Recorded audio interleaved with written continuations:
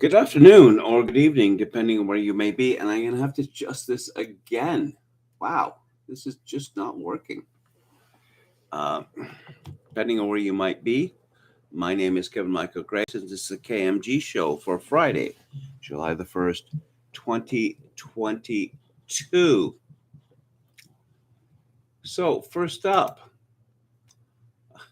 let's talk about Boris Johnson. I guess we're going to talk about Canada Day or our generic national holiday day. Um, this is pro forma, but I suppose I must do it. This is from Marie Wolf, the Canadian Press, today. Prime Minister Justin Trudeau called for unity amid a potentially divisive national holiday on Friday, using his official Canada Day address to call for deepened commitment to Canadian values like hope and kindness. Of course, this is all rubbish because Justin Trudeau has said repeatedly there are no such things as Canadian values. The Prime Minister said the date marking Canada's 155th anniversary of Confederacy, not Confederacy, of Dominion status, you dimwit, offers an opportunity to embrace the values the maple leaf represents, adding the flag is more than a symbol. The values that a maple leaf represents. Ooh, deep. It's also a promise of opportunity, a promise of safety for those fleeing violence and war, and a promise of a better life. Oh, yes, it's all about the foreigners. As always, it's all about the foreigners. An unprecedented level of security met locals and visitors alike in the National Capital Friday for the first in person Canada Day events in Ottawa since the onset of the Corona doom. Police had a highly visible presence throughout the downtown core, with groups of officers walking the streets and cars framing the entrance to the Le Breton Flats Park, where the main celebrations are set to take place. Visitors had to walk through airport style metal detectors and have their bags searched before entering. How very Canadian. Among the earliest arrivals were Donna Marzolf and her 12-year-old daughter, Alexis Livingston. Why does her daughter have a name which is different than her mother's? Who traveled from Calgary to take part in the celebration and secure front row seats to the main stage. Alexis, sporting a maple leaf t shirt and carrying a small Canadian flag, said she was particularly excited to see her twin sister Sophia perform O Canada at the festivals as part of the Calgary's Children Choir. The twins' mother said the day was a celebration of peace and safety and freedom, though that has kind of a bad connotation now. What? What has a bad connotation? Peace? Safety? I would guess freedom, you creep. Karen McDonald flew from Ladner, BC for her first visit to Ottawa. And who paid for this, by the way, I have to ask. It's totally thrilling to me to be in here in person. So many people in the city are all wearing red and white with flags. It makes my tummy hurt with pride. Yes. Das ewige vibe. Let's go to Jim Kunstler and his blog. The Party of Chaos is draping its narrow shoulders in black crepe this 4th of July, putting on funereal airs, which is actually just another cynical act in the remorseless performance of pretending to care about our country as everything they touch goes to shit, blood, and ruin. Anything not that, they would like you to believe, is right wing extremism and domestic terrorism, such as reminding your fellow citizens that there's an upside to the rule of law and free speech, two niceties of the Constitution the Party of Chaos is working hard to dispose of. Understand that this Party of Chaos is insane and rejoice this holiday weekend that you are not them. Independence, after all, was not just throwing off the yoke of King George III, but of establishing conditions for people to thrive and pursue happiness without nefarious interference by vicious authorities of a Leviathan state. That was something worth fighting for in 1776 and worth fighting for now. One such battle was decided this week in the U.S. Supreme Court, West Virginia v. EPA, about U.S. government agencies under the executive branch usurping legislative and judicial prerogatives, in this case, to enforce Green New Deal policies on the electric power industry by industry fiat as if by law.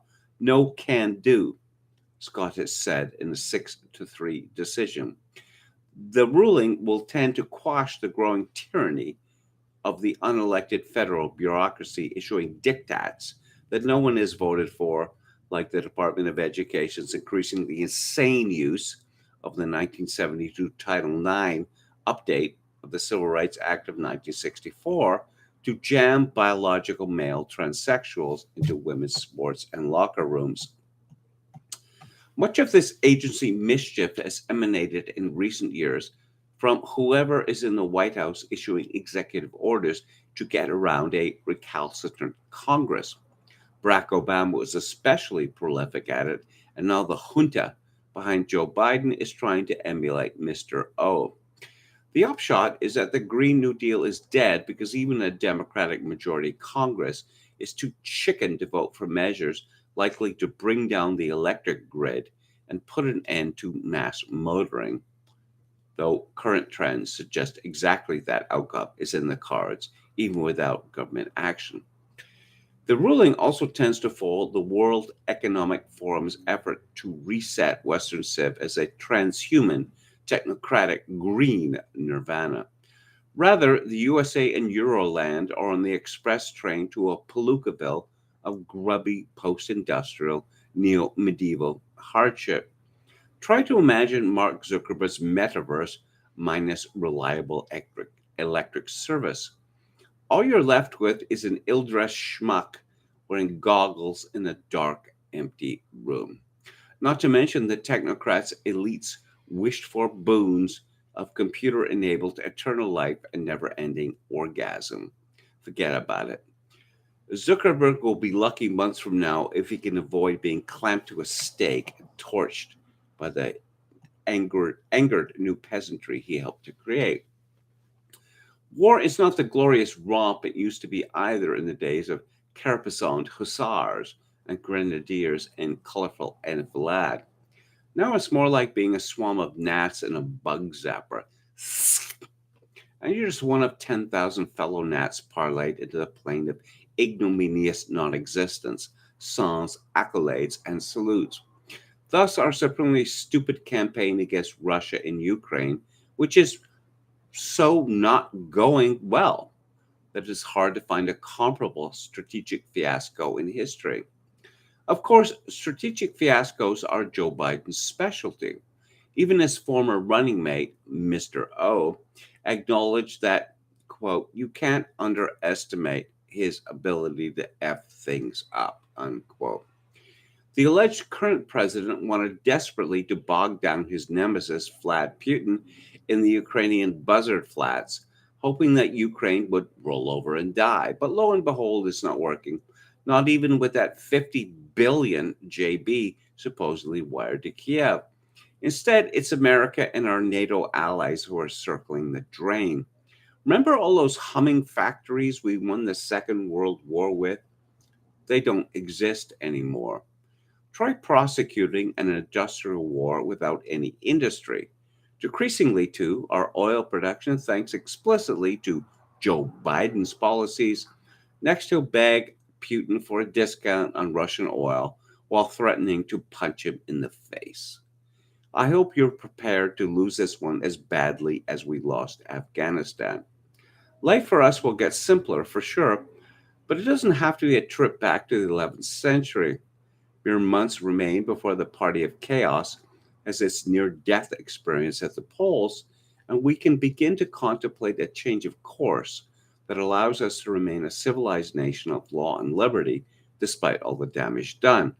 I'm celebrating this 4th of July by mindfully declaring the independence of the country I love from the regime of grifters, tyrants, and sadists temporarily occupying the power centers of Washington, D.C. I hope you will join me and do likewise. And again, this is Jim Kunstler's column, which you could find at kunstler.com. I'm going to talk about Boris Johnson in a minute. Before I do, I want to talk about this essay by Theophilus Clinton at his Substack. The left is in a precarious place. The past week has not been kind to the exoteric progressive left's agenda. In quick succession, lefties have seen the highest court in the land hand them losses on religious school funding, gun control, voter ID, the repeal of Roe v. Wade, and then school prayer. And then they could take potentially another L this week in the case of West Virginia v. EPA. The thing about this is that these losses are not merely symbolic. As important as that would be in and of itself for undermining the left's carefully cultivated image of inevitability. Instead, many of these cases revolved around issues of substantive law and legal doctrine that the left thought it had gotten settled decades ago, but which is now very much unsettled. As a result, the carefully constructed legal superstructure that progressivism had used the courts to build is being undermined. As the demonstrations around the country this past week and various wild-eyed pronouncements from prominent lefties on social media and in the news have indicated, they've not been taking these reverses very well. Indeed, the level of insanity being displayed in some circles is absolutely mind-boggling, especially as a result of the Roe v. Wade repeal. You've got lefties bombing crisis pregnancy clinics, talking about sterilizing themselves and their kids, threatening sex strikes, and publicly humiliating their own children. And here is a picture from an anti-Roe decision rally where there is a woman who I'd guess to be in her early 30s, wearing a baseball cap, and she has two children who I'd guess to be, 8, 6 years old. And she's holding a sign saying, "Don't force this on America." Yes, you have two beautiful children, lady, but this somehow enrages you. While all this may seem like fun and games to us, keep in mind that for the left, this is the most serious business they've had to face since the 1960s. Being reversed in the courts repeatedly, openly, represents a massive monkey wrench in their march of progress. And as I discussed last week, the left has been accelerating the imposition of its agenda over the past 2 decades to the point that it cannot slow down or back off without the risk of losing everything. It's truly all or nothing for these folks now, and they realize this. The left is absolutely right to fear all of this because these things represent the furtherance of a growing trend towards decentralization that I've been talking about recently. This is bad for them because the left's whole program, and I'm talking about going back for at least 2 centuries, has been based on the centralization of power into its own hands. Everything the left does is predicated upon the principle of coalescing power into its hands in government, NGOs, work corporations, and a constellation of other institutions that all coordinate together to advance the progressive agenda. Due to our place in our current demographic structural secular cycle, this decentralization is nigh inevitable. But that doesn't mean the left won't, literally, burn through a lot of social capital, fruitlessly trying to stop it. These recent Supreme Court rulings represent real losses for their program at the most sovereign level in our government. This, in turn, signals openly their loss of control over that institution. This is why we're seeing increasingly desperate ideas being floated for ploys to take back the SCOTUS, from packing the court to somehow convincing 2 out of 3 states to gut it completely. They know they've lost control over it as an institution So they're perfectly willing to dynamite it, hopefully not meaning that literally, like an ex girlfriend who takes a baseball bat to a guy's Xbox rather than just giving it back to him like a sane person would do. In the space of a few short years, the Scottish has gone from hero to zero in the left's eyes, since for them everything is situational in nature. Once something, anything, outlives its usefulness to them, it goes up against the wall. The thing to understand from this is that these losses the court has handed to the left are real things. They're not just some sort of plot to mobilize the voters to win the midterms in November.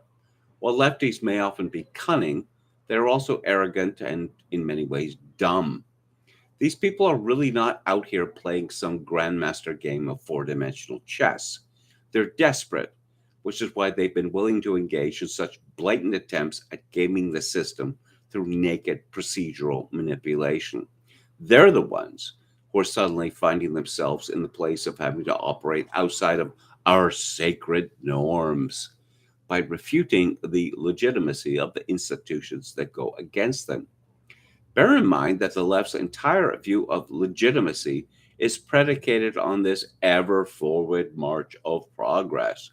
To move backwards is to show weakness, to reveal a chink in the armor of the dialectic of inexorable progress. This sense of legitimacy, in turn, was based upon their capture of the various power generating and power wielding institutions, including the Supreme Court, since the right people now had possession of the means to remake society. What a lot of people forget is that the whole march of progress since the mid 1960s occurred because of this institutional takeover. Their judicially imposed agenda has never really won the argument on any issue. They just use social and political force to achieve their goals, followed up by media driven social pressure and anarcho tyranny to encourage conformity among the general population. So, yeah, especially with something like the repeal of Roe v. Wade, their whole program is in jeopardy. The post Roe stance on abortion adopted in 1970 was the truly radical stance on this issue, but they don't want you to realize this. Everything about the left's long term plan and the centralization of power that it involves is aimed at destroying all natural social mediating institutions that exist between the individual and the state. Prominent among these institutions are things like the family, churches, social clubs, militias, and gun clubs, etc. All of these, on one level or another, provide people with ways to fit in. They give them a place of belonging in organic associations that transcend the state and do not need it for their existence. Of course, since capturing the state and using its power for their own ends is the whole raison d'etre of the left's political program, none of these things have any place in the grand utopia the left envisions. As such, every natural source of identity, family, religion, patria, has been undermined and overthrown so that there are no anchors of traditional identity anymore. Everything in the left's program is designed to atomize individuals and remove anything that would protect them from or mitigate the power over them by the all powerful state. Abortion, for instance, plays a huge role in this. By sexually liberating women from the consequences of their own actions, it serves to destroy familial relations, the authority of the father, and the socially adhesive role of marriage. Gun control serves to destroy community self policing and self protection, forcing every individual to rely on the whims of an increasingly anarcho tyrannical government that, as the courts continue to rule, has no actual duty to protect any of us. The welfare state gradually acted to undermine the role of local churches and charitable institutions that used to serve to reintegrate down on their luck individuals back into the greater community, replacing this with the atomizing, perpetuated dependence on distant bureaucrats. As such, it's absolutely good and right to fight a culture war despite what the more economics type of neoconservatives and libertarians might say. In fact, it's very interesting to see establishment conservatives attempting to steer us back into the taxes and regulation lane after seeing the real right win too much too fast in the social realm. Yet the fact that there are some Democrats out there trying to ask for a truce in the culture war because they're afraid of losing too much shows us that we're on the right track. I've said it before and I'll say it again. In our current secular cycle, decentralization is not now a matter of choice or preference, but is a demographic structural reality. There are signs throughout the American socio-political structure that demonstrate this, as states continue to defy FedGov to greater and great degrees. Roll back the left's federal canonization of abortion as a national sacrament is just another part of this. But the problem, as I've noted before, is that trying to fight this decentralization and devolution of power will only destabilize the system even further. It's like trying to repair a failing computer system by picking it up and shaking it roughly.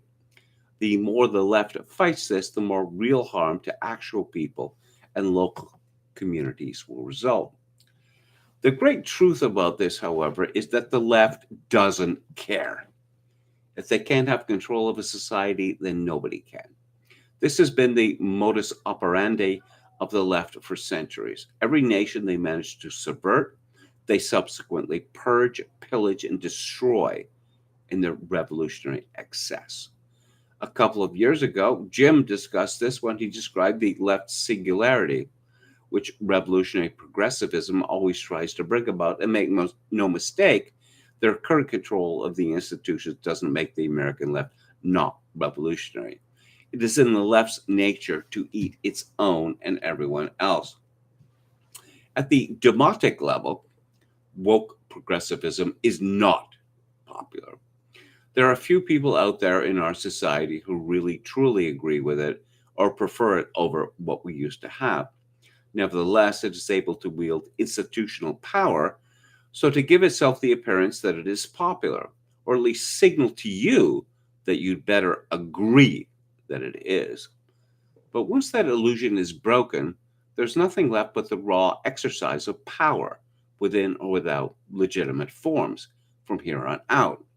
But that's not something the left has the ability to project for very long. So the left really finds itself in a precarious position.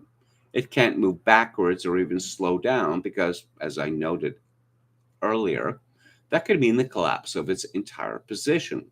It can only move forward at the rate it has been doing. So, what is brought it to this position in the first place?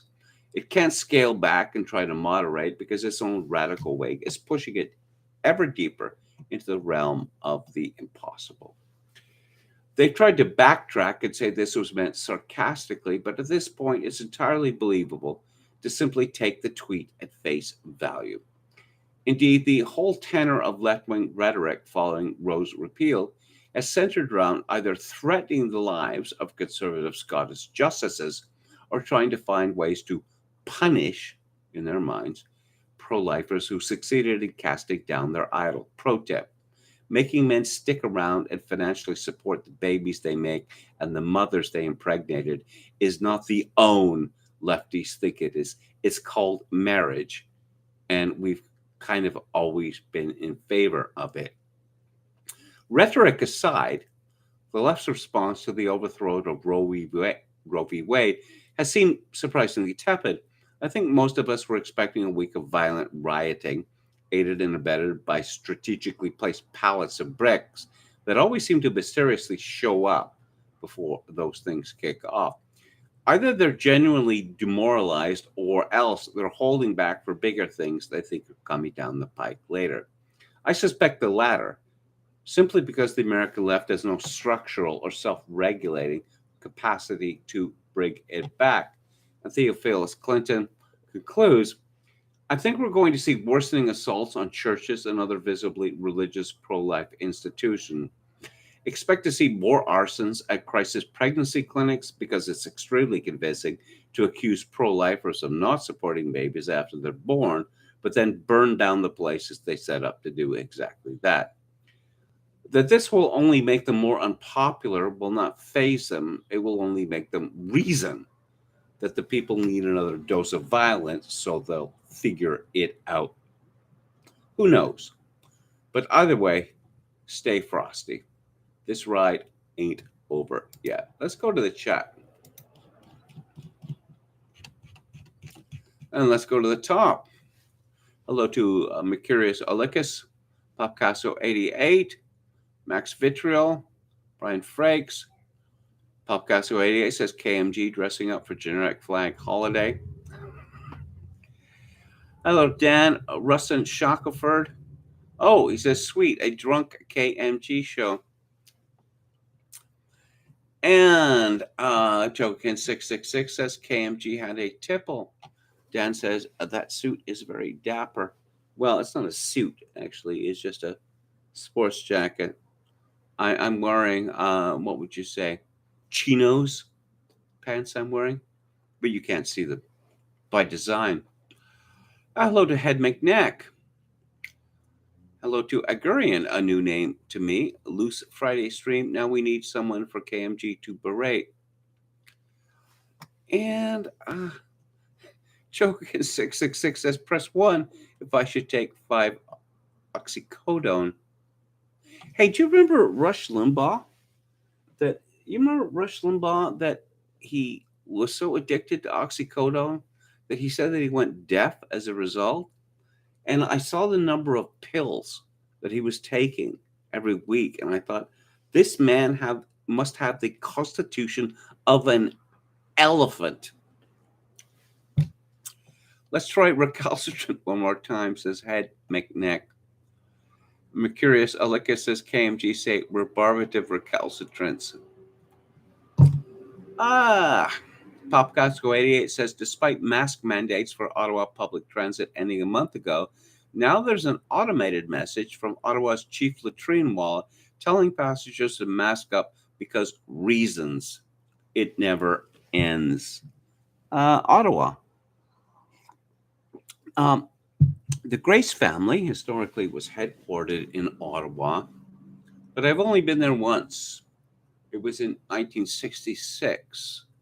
I spent a few days there to visit my grandmother, the matriarch of the Grace clan. Ottawa is fascinating to me because the weather is just horrific in the summer and horrific in the winter. It's really kind of a triumph of the human spirit that anyone would live in that place.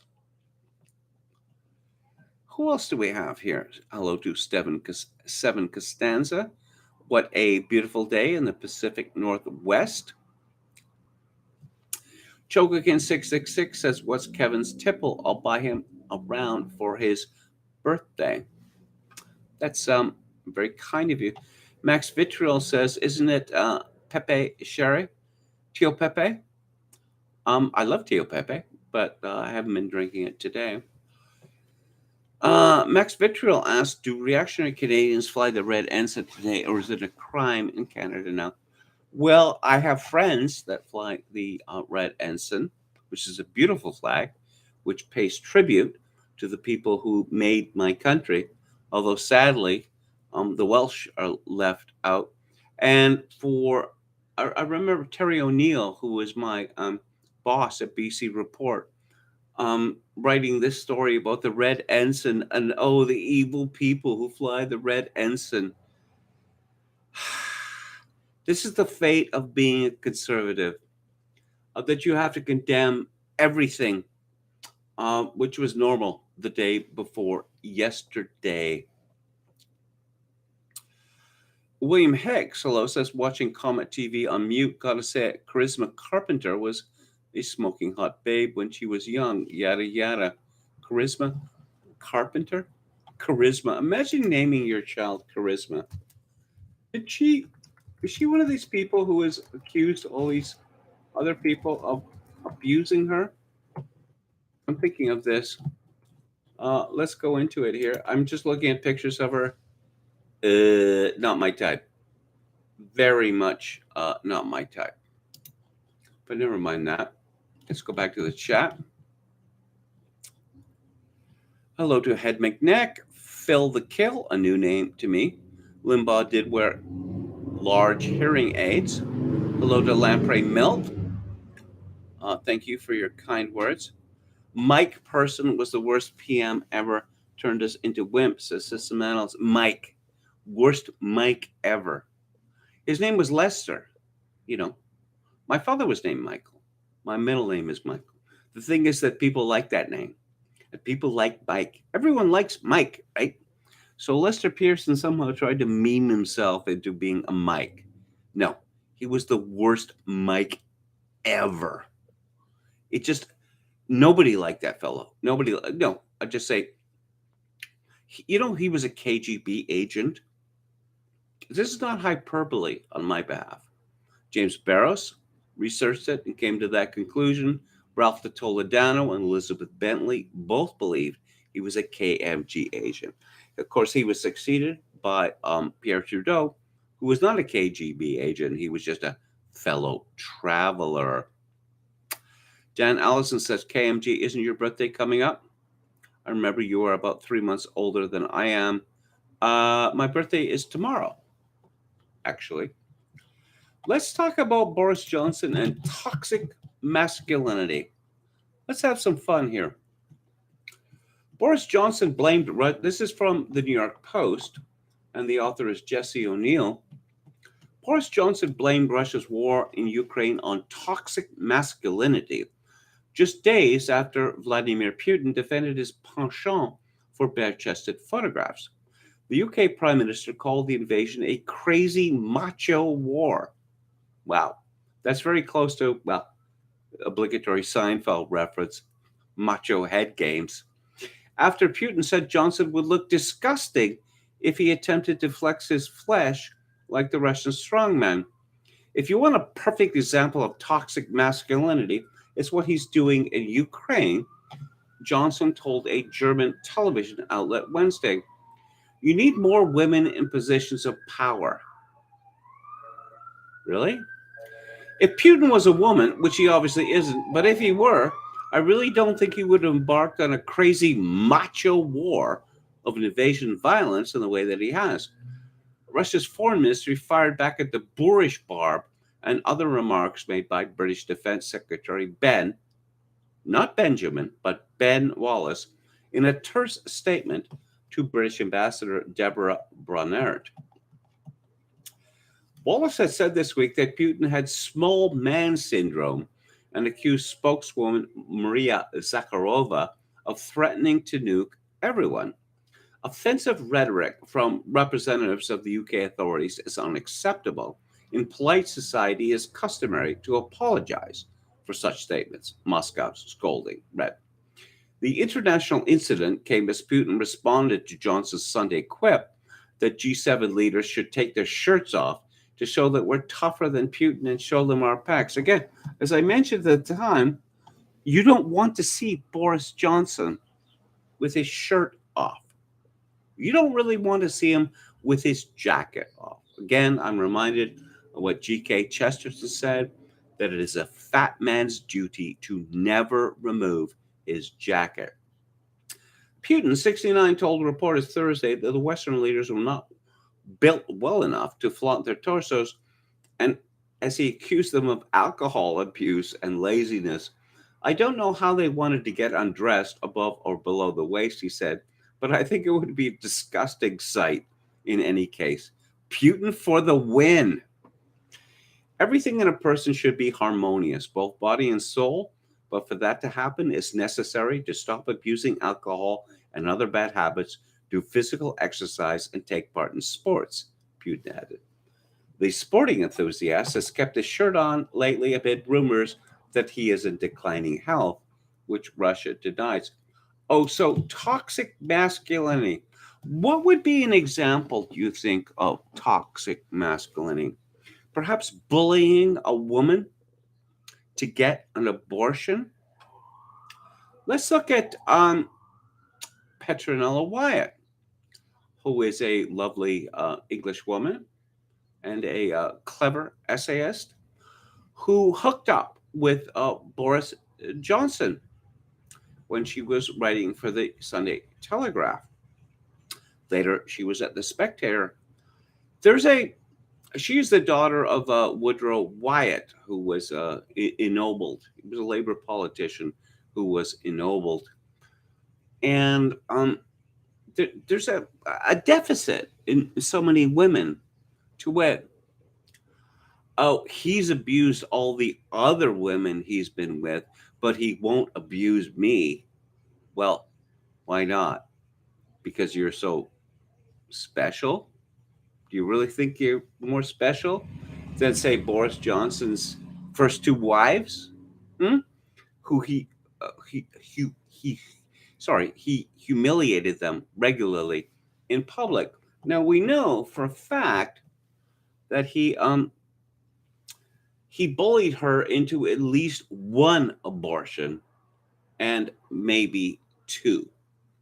And that to me, that would be near the peak of toxic masculinity. Bullying a woman whom you impregnated into an abortion. That's Boris Johnson. Glenn Greenwald tweets, some of this generation's worst warmongers in the US and the UK were women. Condoleezza Rice, Hillary Clinton, Samantha Power, Nikki Haley, Susan Rice, Victoria Nuland, Baroness Ann Taylor. These vapid regressive stereotypes are not more noble when masquerading as enlightened allyship. As people pointed out, he forgot Madeleine Albright. Of course, was asked on 60 Minutes on CBS, the American government sanctions have killed 50,000 women and children in Iraq. What do you think? She said, it's worth it. And that was astonishing to me. It was astonishing when I first heard it and astonishing now. Even if I believed it, I wouldn't say it in public because it would make me seem like a monster. You're in favor of killing women and children because of a political disagreement with a government? Oh, yes. Staying on the topic of British politics, this is from MSN.com. Tories suspend whip from Chris Pincher. I'm using the name Pincher as investigation launched. The Conservative whip has been suspended from Chris Pincher after an investigation was launched into allegations he drunkenly groped two men at a private members' club.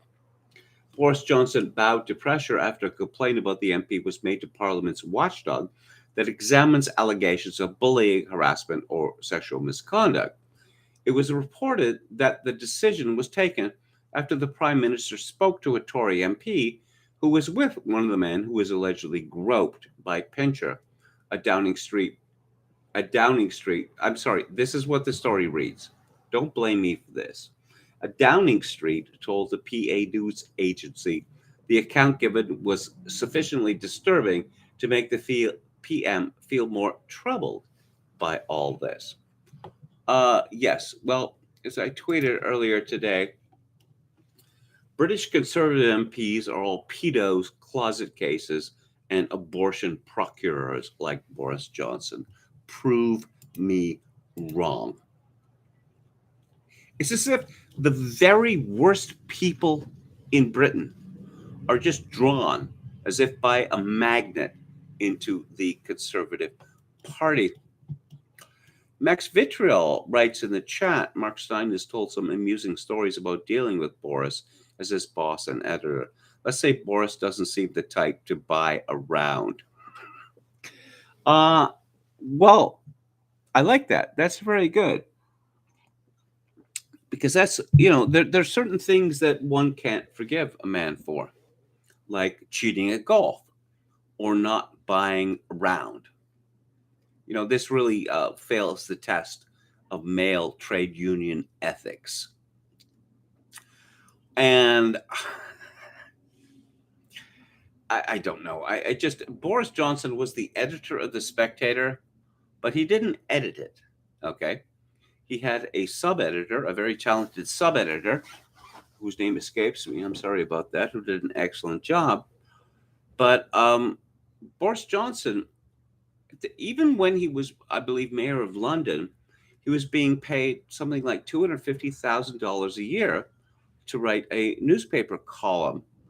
And what was his newspaper column? Blah, blah, classical reference, blah, blah, classical reference. That was it.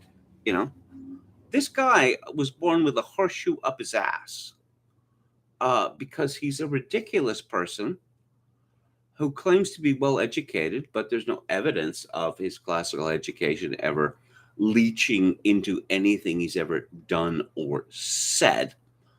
He's just been one disaster after another, but his whole act, I'm a bad little boy. Oh no, no, you can't hurt me. It would be unfair because I'm a child. And now he is the Prime Minister of Great Britain and Northern Ireland. Brian Freck says we deserve the worst in political leadership, and we get it. Agurian says Boris's girlfriend must know some of those Oriental tricks. I find it delicious to consider the position that Boris Johnson is in. That he becomes prime minister and his girlfriend is knocked up, and then she has a child, and she has another child, and somehow they get married in Westminster Cathedral in London, which is the center of the Catholic Church in England, and Boris Johnson is not a Catholic. And Boris Johnson has 2 living ex-wives.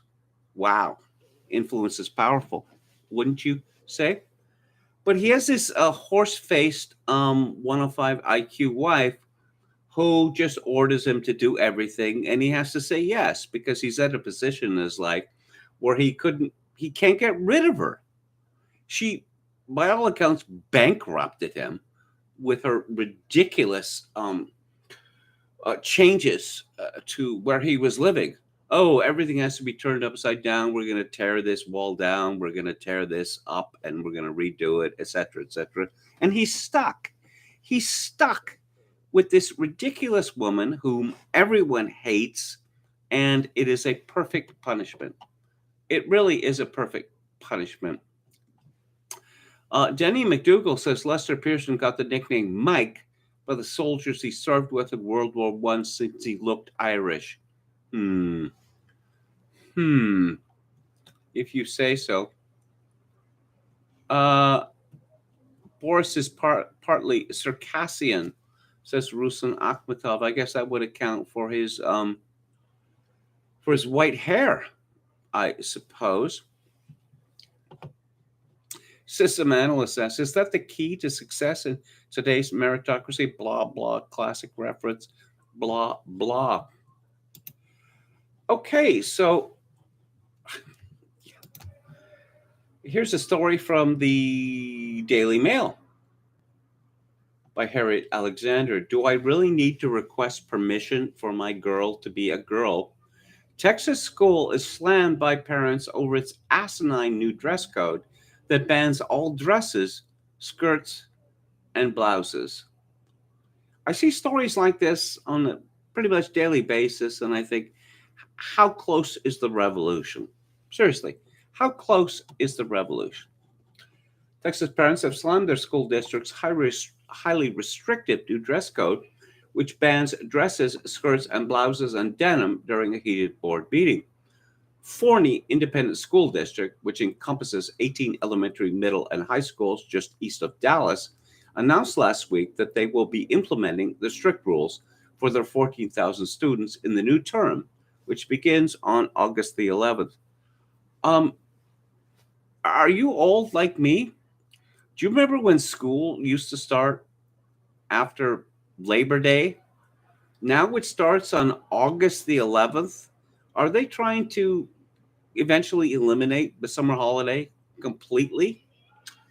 The school district said the dress code was designed to improve students' self-esteem, bridge socioeconomic differences among students and promote positive behavior, thereby enhancing school safety and improving the learning environment.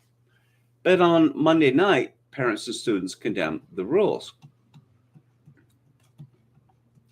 Brooklyn, her name is Brooklyn, which is ridiculous enough, but it's spelt with two N's, which makes it even more ridiculous. Brooklyn Holloman, a 10th grade student, addressed the meeting wearing a smart dress, which she and other students above the fourth grade would not be allowed to wear when the new rules come into force. She has begun a petition, which is now more than 5,000 signatories. I don't agree with it, Holloman said. Hopefully, they'll change their mind. A lot of people are on my side right now.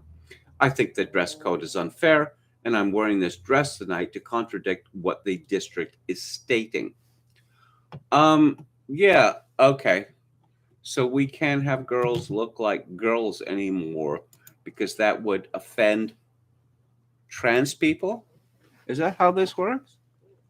One has to wonder, I talked and written about the changes in the Catholic Church for decades, and one looks at how pro homo it has become, one has to ask the question, how much infiltration of the Catholic Church by homosexuals has there been that this is permitted?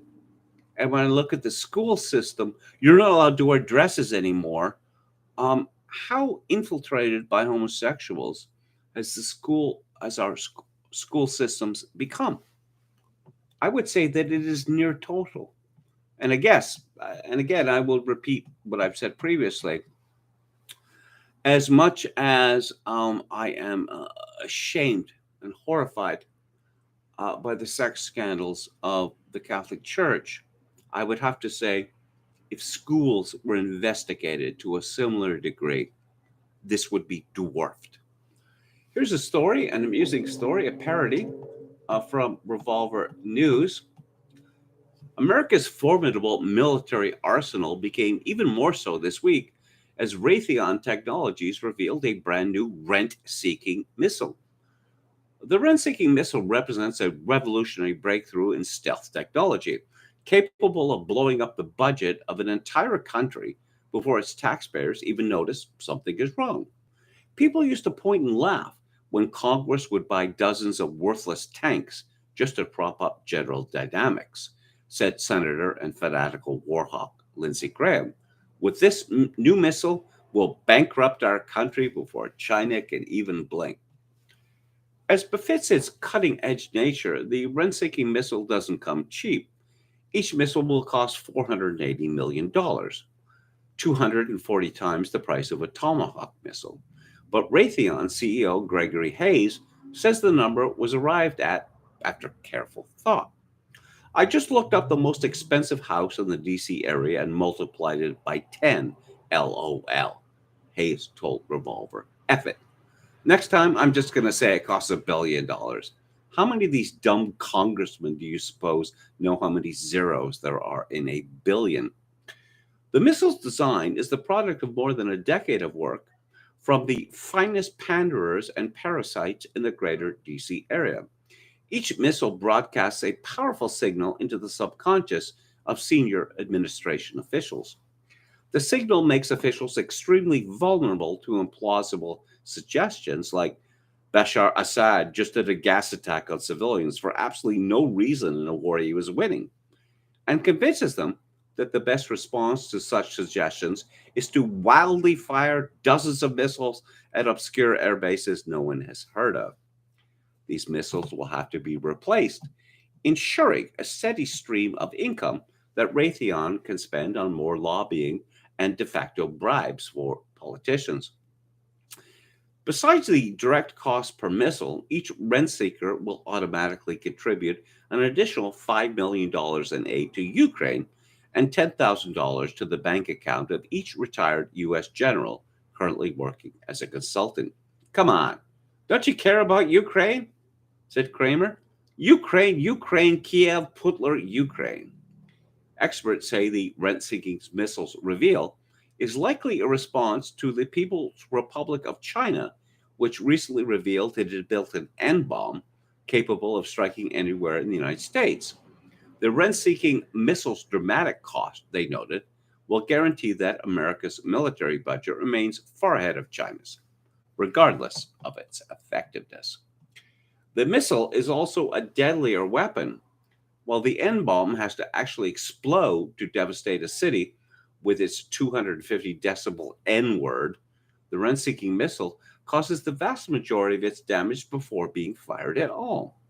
The fact that the damage is inflicted on the US rather than other countries did not seem to perturb members of Congress.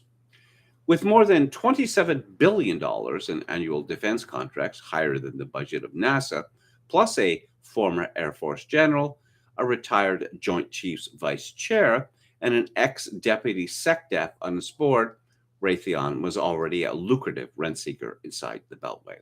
But company leaders say the new missile will secure the company's future against the unlikely possibility of Congress coming to its senses and scaling back America's overseas quagmires. Raytheon CFO Neil Mitchell said, with America's humiliating defeat in Afghanistan and its ongoing meltdown in Ukraine, there were a lot of worries that America would realize what a colossal scam the military industrial complex is. With this new rent seeking missile, Raytheon is well positioned to make billions no matter how many wars America loses in the years to come. Raytheon, the first defense contractor to get a perfect workplace rating from Human Rights Campaign, proudly noted that the rent-seeking missile's explosive payload was designated by the defense industry's first all-transgender aerospace team. Critics have noted that in tests, the missile prematurely exploded before reaching its target 42% of the time, but Raytheon's spokesman hit back by noting that each missile also has a transgender pride flag painted on the side. Hayes said, this missile identifies as the finest weapon ever produced for the U.S. Armed Forces. We are here to affirm the missile's lived experience and support it as it lives its best life. And that's what we all want to do, right? Live our best life. Let's go back to the chat. System analyst says, why is my brain echoing with the sounds of a young rich little mimicking Diefenbaker on the Doukhobor problem? Yeah, blame Tolstoy for that.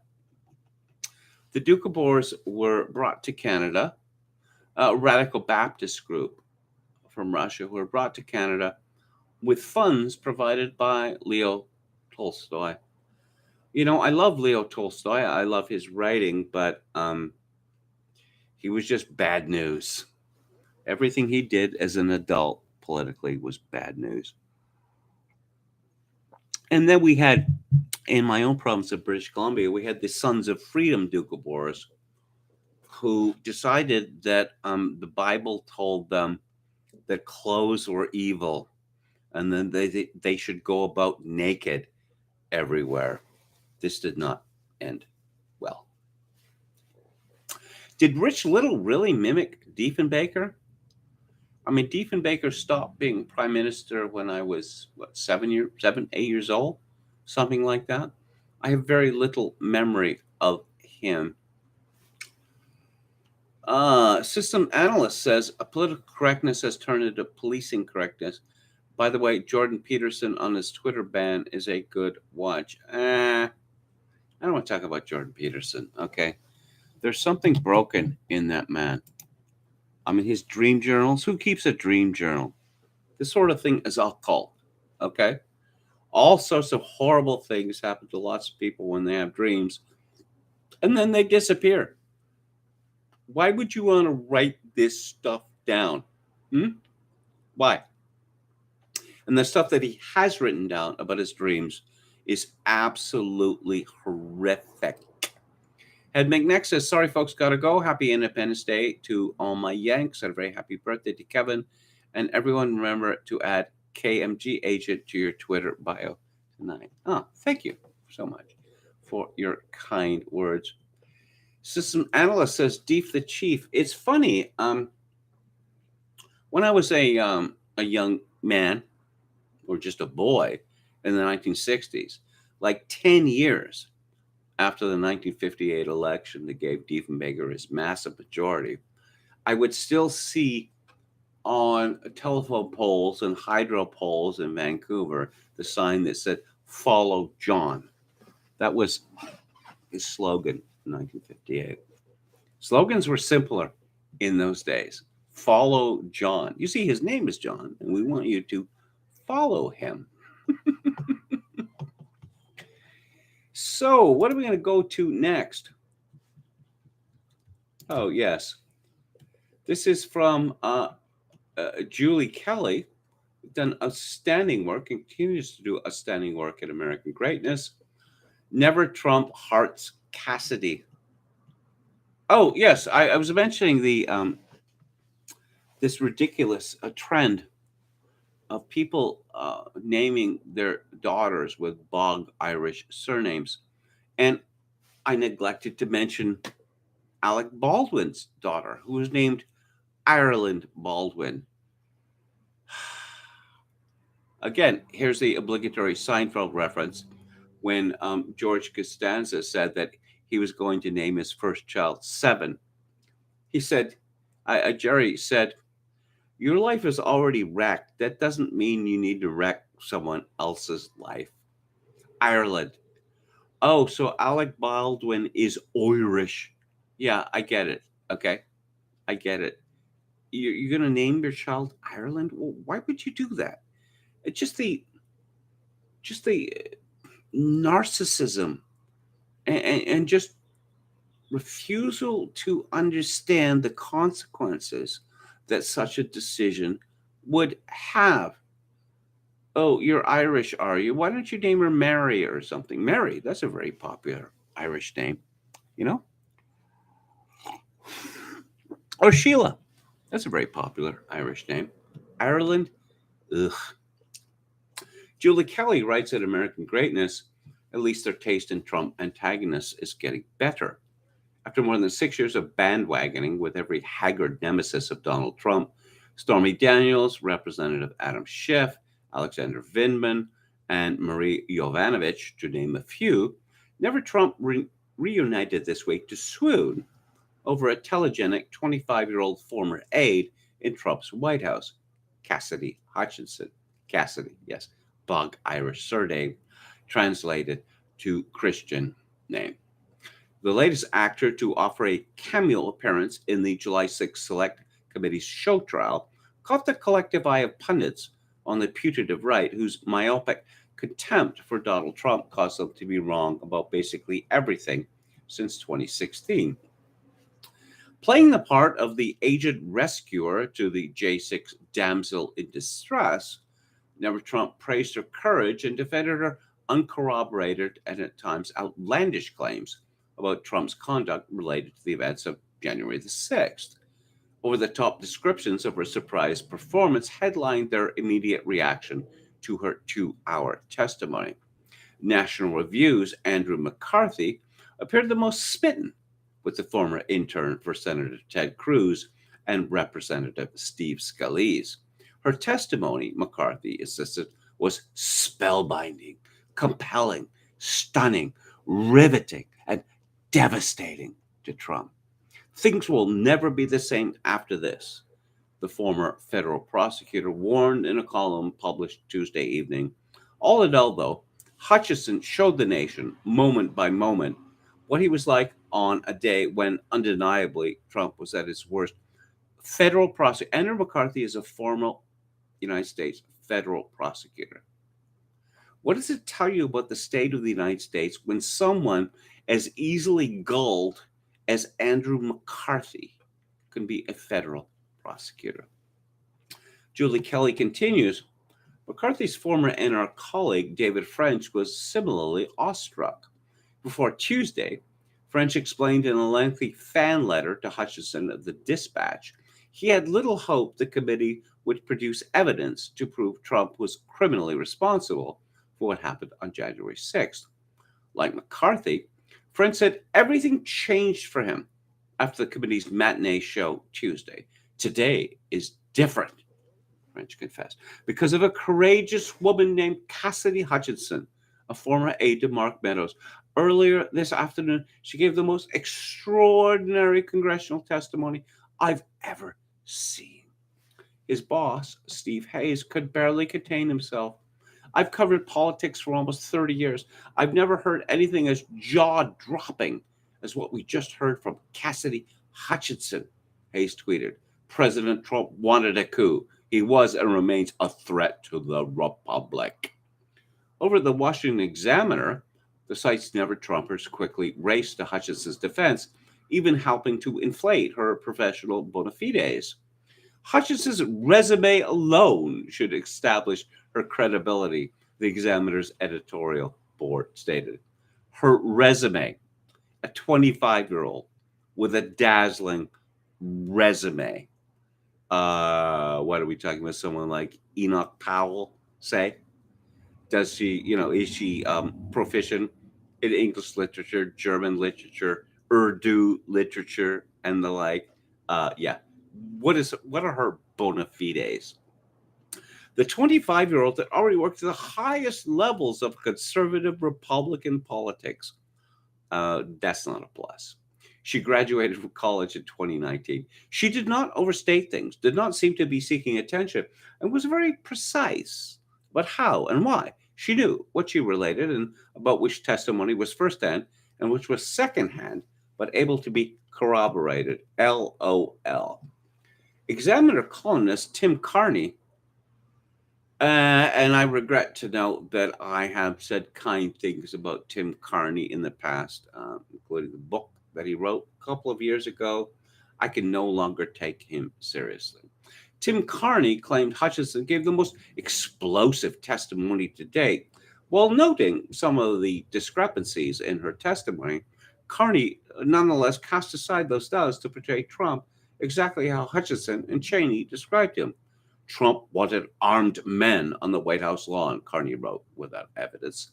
He then wanted them to march from the White House to the Capitol armed in order to stop Congress from ratifying his opponent's election victory. Carney also erroneously claimed Trump was in charge of the Capitol Police. One would be hard-pressed, however, to find a more obsequious, though creepy, billet doux than the article authored by Mona Charen. Is that woman still around? I remember her in conservative circles in the 1970s and 1980s. A conspicuously try-hard but dim-witted woman. In her best single white female voice, Charen, a once respected voice of the conservative movement who lost her mind when Trump won the presidency, must have been drooling on her laptop as she wrote these words, quote, "You have to wonder how Cassidy Hutchinson was raised. What did her parents do to instill a conscience and courage in such a young person? The most frightening thing we learned over the past 6 years is just how indifferent the vast majority of the Republican Party is to the rule of law, the Constitution, basic decency and truth. But there have also been ordinary men and women who met the moment with grace and integrity. Their examples prove that the flame of liberty has not been extinguished. If this republic survives, Liz Cheney will be remembered as a heroine who ensured that it could.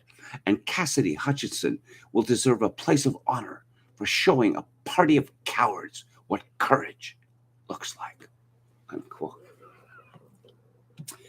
The usual suspects chimed in as well.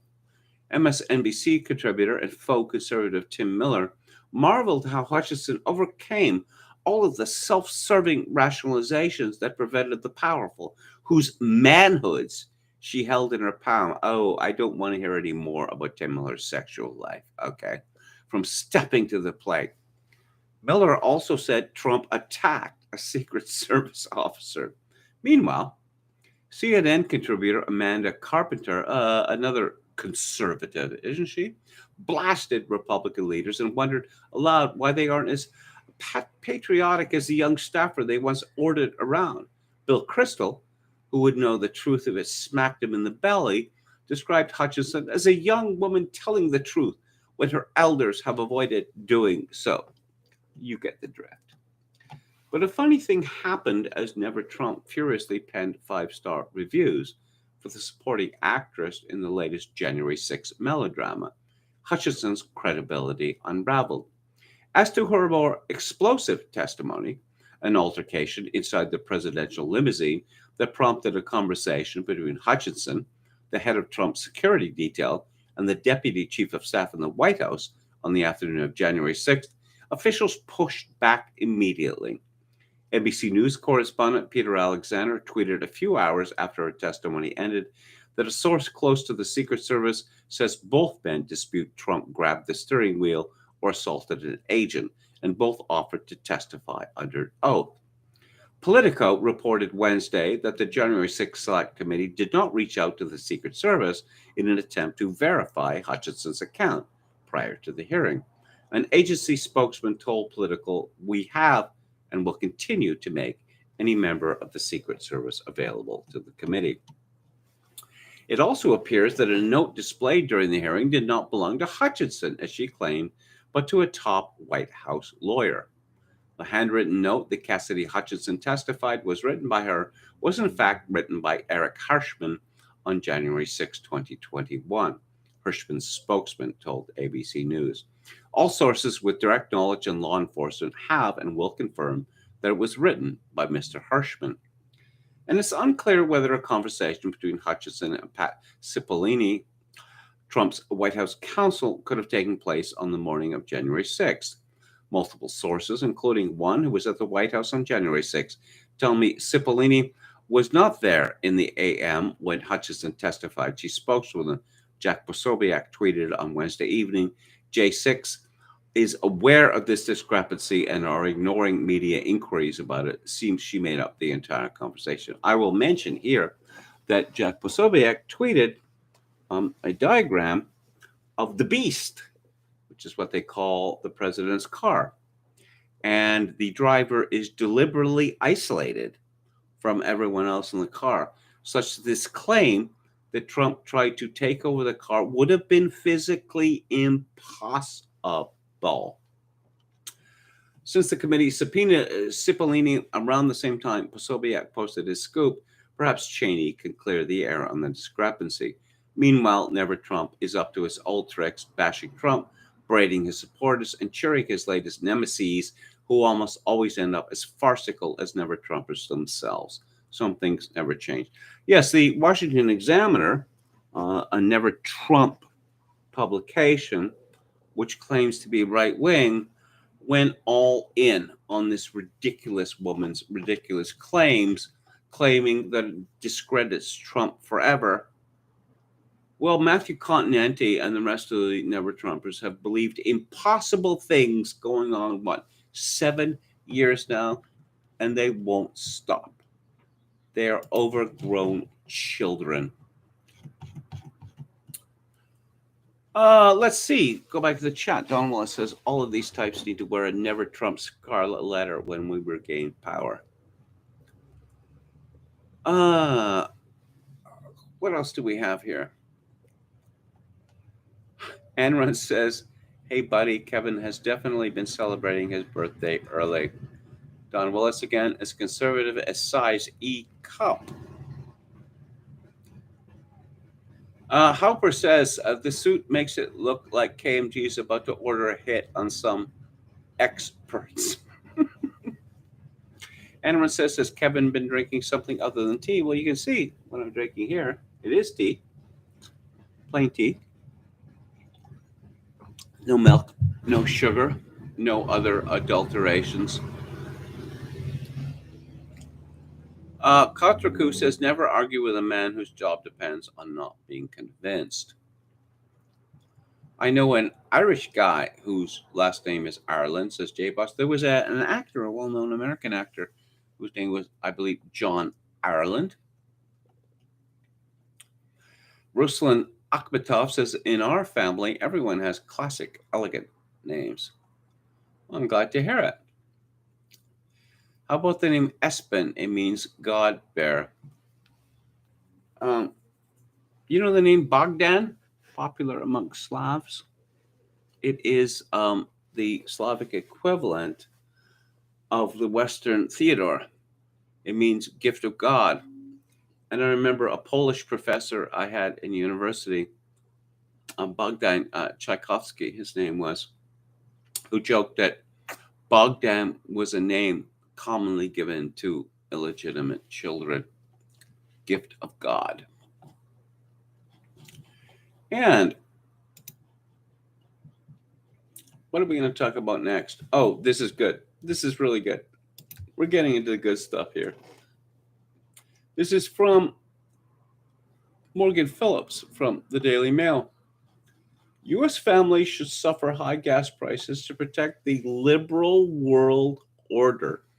Biden's economic advisor, Brian Deese, says when asked what he would say to Americans who can't afford $4.85 a gallon. This is just. Did no one tell him he was supposed to lie about this? Yes, you're suffering because of the Ukraine. I don't give a toss about the Ukraine. Well, you're going to suffer for it. This is, again, no one told him, there are certain things that we may believe, but there's a lot of things we can't say in public because if we did, then we'd have to be worried that something would happen to us in Minecraft. Okay. But apparently they don't send that memo out anymore, or in this case, this fellow didn't get the memo. Biden economic advisor Brian Deese said that Americans should stand firm on paying record high gas prices because the future of the liberal world order is more important. What do you say to those families that say, listen, we can't afford to pay $4.85 a gallon for months, if not years? The director of the National Economic Council was asked on CNN Thursday. Deese replied, "What you heard from the president today was a clear articulation of the stakes. This is about the future of the liberal world order, and we have to stand firm. At the same time, what I would say to that family and Americans across the country is you have a president and an administration that is going to do everything in its power to blunt those price increases and bring those prices down. Yeah, by essentially banning oil and gas in the United States, as Biden promised before he was elected president. The U.S. cut off all Russian gas after Vladimir Putin invaded Ukraine and the European Union followed suit, driving up gas and energy prices the world over.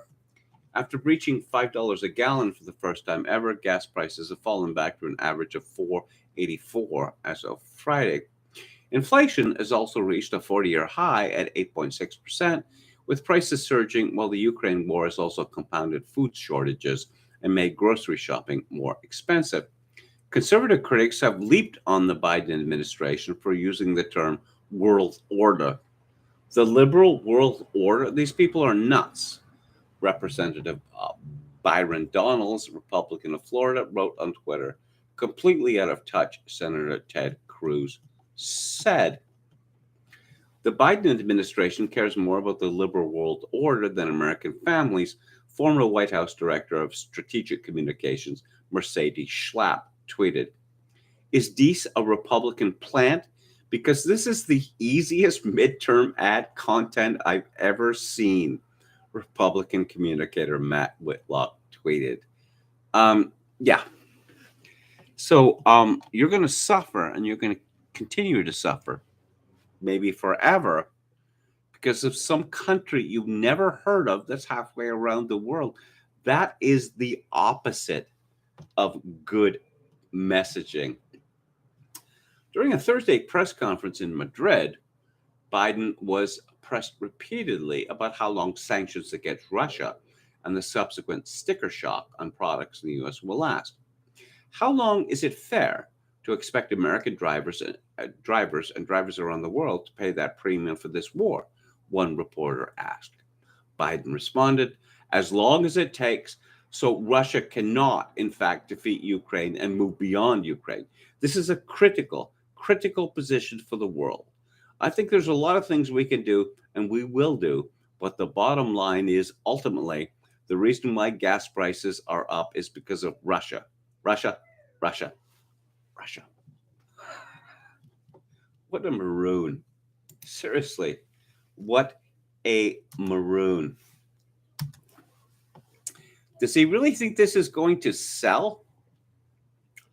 And here is we're going to go to moonofalabama.org, who writes today, Russia, in my opinion, aiming at taking the pink and yellow parts, which are predominantly Russian speaking populations, and it's referring to a map of Russia. The most northwestern pink oblast is Kharkov, which is also the name of the oblast's main city. On March the 1st, the city was already under attack.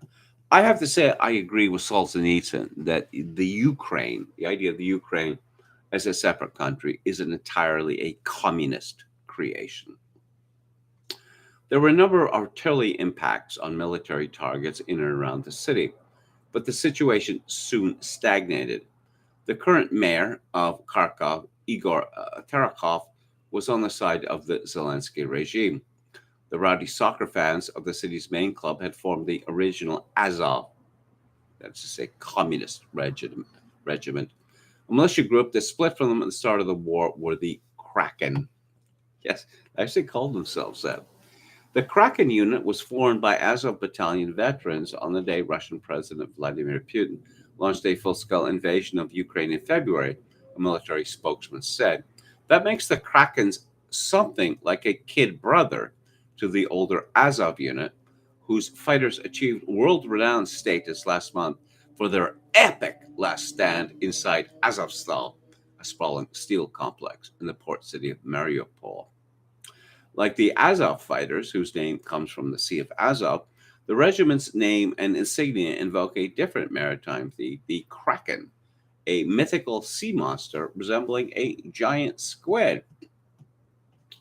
The Kraken follow, like Azov, a fascist ideology. The mayor and the Kraken units had prepared for fighting within and around the city. They had fortified areas and took positions in houses that faced the Russian lines. The Russian attackers did not want to destroy the city and its Russian inhabitants. They never were ordered to launch an all out attack. Over several months, the positions on either side hardly changed. Then something curious happened. In an orderly move, the Russian forces around Kharkov began to pull back. The Ukrainian military and the Kraken felt victorious. They had defeated the enemy. They left their prepared positions in and around the city to pursue the Russian forces, which continued to move back. They did not smell the trap. The defenders of Kharkov were now in small towns or the open countryside. Since the end of May, the map showed few changes, but daily heavy bombardment of Ukrainian units.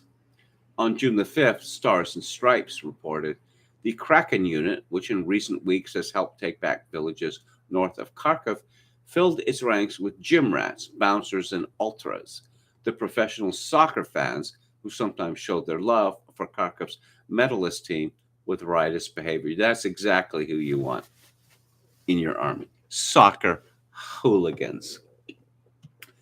The report mentioned that there were several Russian drones in the air above the unit. The soldiers hide from them. It is not the only one that has been drawn out of Kharkov city and received such treatment.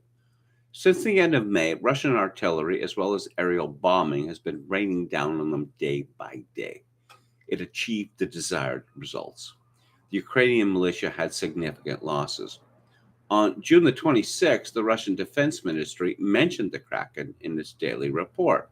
Quote, attack launched by Russian artillery near Pitomnik, Kharkov region, has resulted in the elimination of up to 100 militants in the Kraken Nazi group and about 10 units of combat equipment.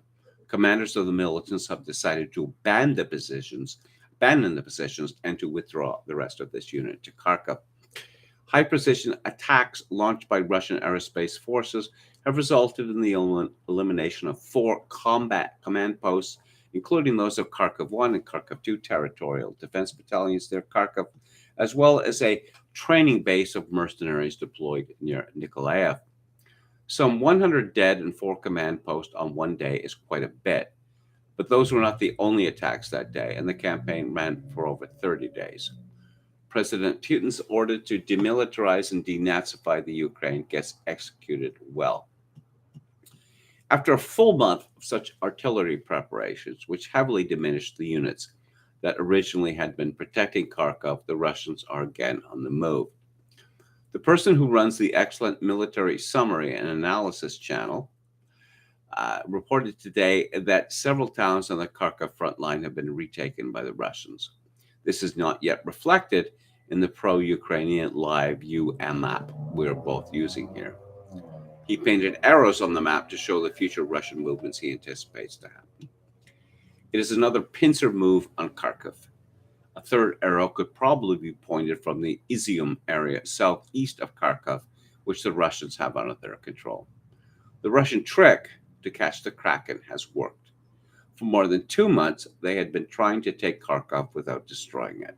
The fortified positions in and around the city had made that impossible.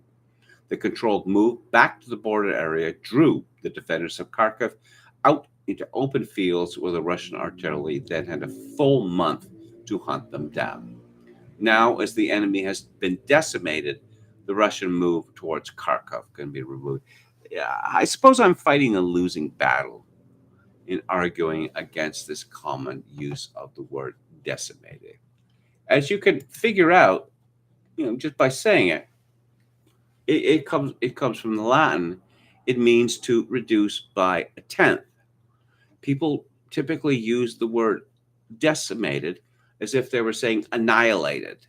Now, obviously, reduction by a tenth, well, that's serious, but it is nothing like annihilation, which implies a loss of 50% or more of one's forces. But again, I'm fighting a losing battle here.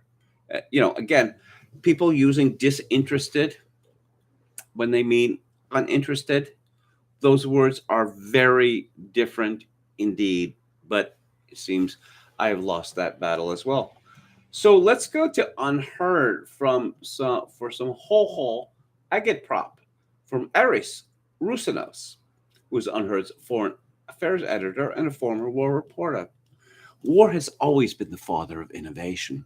A reset for society is forced to adopt whatever methods work just in order to survive. The outburst of voluntarism that has gripped Ukraine is a striking example. Mutual aid groups, local volunteer organizations, and local defense militias have cropped up, taking on many of the burdens of the overstretched state. We could almost term this a form of war anarchism, analogous to the war socialism that overtook industrial capitalism during the world wars, paving the way for post-war social democracy. The relationship of the people to an often distant and dysfunctional state is being reset. New paths are perhaps opened up for post-war Ukrainian society, politically and socially more inclusive than the outward form of liberal democracy that came before, in which political power was in reality the plaything of rival oligarchs. The war against the invading Russians has many qualities of a revolution. Nothing in this paragraph is true. Ukrainians are being press ganged into their military because they know what's up. They know that they don't want to die for the most corrupt country in the Western world. Yeah, we're going to send you to the front to be killed. Oh, and here's 1 week of crummy training, and here's your Kalashnikov. Now go and kill some Ruskies. This is not how a serious country works. But back to the agate prop from Aris Orusinos. Bars and restaurants are donating food to refugees and raising money for the army. Cryptocurrency enthusiasts are fundraising for the commercial drones and night vision equipment the troops at the front desperately need. Well, the West hasn't given them this equipment. Ukrainian civil society, there's no such thing as Ukrainian civil society, is at the heart of this war, with evidence of the self-sacrifice and creativity of the nation's embattled people visible at every turn. Pavement billboards display photos of troops grateful for their new night vision goggles. Above the bank details funds should be directed to. Volunteer militias request donations for new vehicles on Telegram. One Ukrainian veteran I met years ago has sold his thriving cafe in a Kiev hipster district to buy a new drone for his unit. Yeah, I'm sure that absolutely happened. Andrei Lyubka is a critically acclaimed young novelist from the sleepy western city of Uzhhorod. I met him 800 miles to the east of his Transcarpathian hometown in the now frontline Donbass city of Sloviansk. He was dropping off new SUVs, food, and generators to fighters from Uzhhorod's territorial defense forces, the volunteer militia now holding vital positions as dug-in infantry. In perfect English, yeah, perfect English, that's kind of a giveaway, wouldn't you say? Kind of a deep state giveaway. In perfect English, he spoke with a smooth, slightly bored fluency of someone being used to being interviewed by foreigners. Again, a deep state giveaway, at least in better times.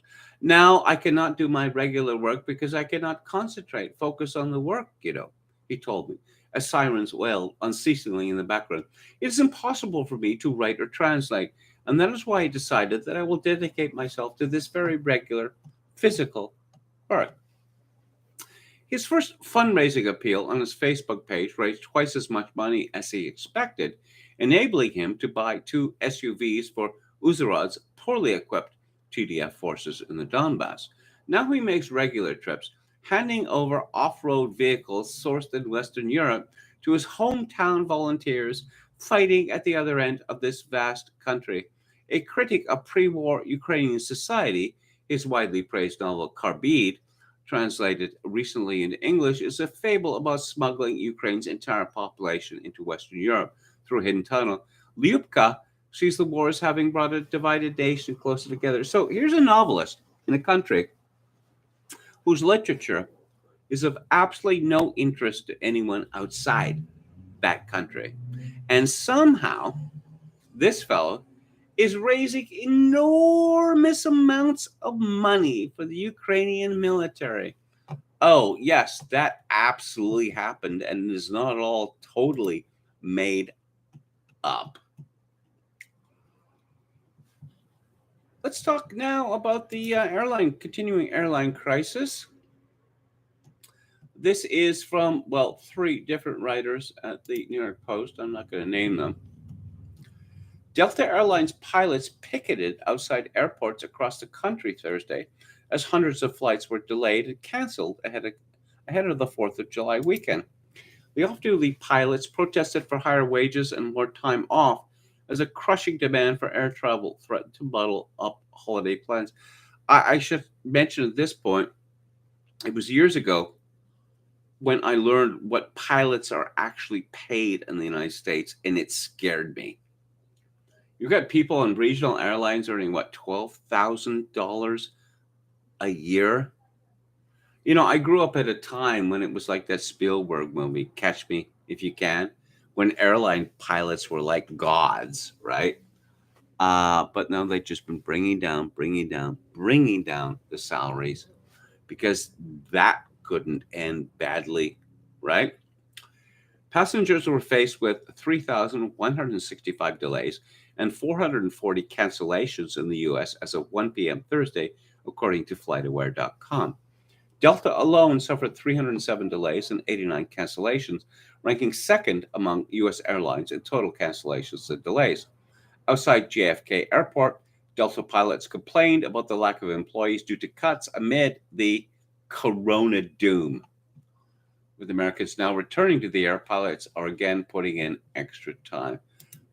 Is this story going to mention the pilots who were sacked for not getting the job and the pilots who are not fit to fly because they had the jab?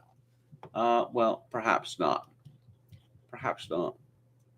Again, we're talking about a planned emergency here. I want to talk now about a man who you've never heard of, who was called Richard Turiskin, who was a music critic, and he has just died. He was a great man. in my view. I'm going to read from the New York Times obituary. Richard Turuskin, a commanding musicologist and public intellectual whose polemical scholarship and criticism upended conventional classical music theory, died early Friday in Oakland, California. He was 77. An emeritus professor at the University of California, Berkeley, and a specialist in Russian music, Turuskin was. The New York Times says Mr. Turuskin. Why are you giving honorifics to dead people? This is not right. Turuskin was the author of a number of groundbreaking musicological studies, including the sweeping six-volume Oxford History of Western Music. He was also a contributor to the New York Times, where his trenchant, witty, and erudite writings represented a bygone era in which clashes over the meaning of classical music held mainstream import. He was the most important living writer on classical music, either in academia or in journalism, said Alex Ross, music critic of The New Yorker.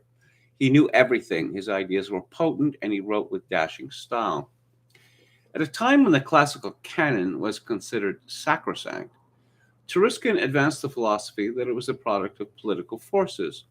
His bête noire was the widespread notion that Beethoven's symphonies and Bach cantatas could be divorced from their historical context. He savagely critiqued the idea of music itself, which he wrote represented a decontaminated space within which music can be composed, performed, and listened to in a cultural and historical vacuum, that is, in perfect sterility. His words were anything but sterile.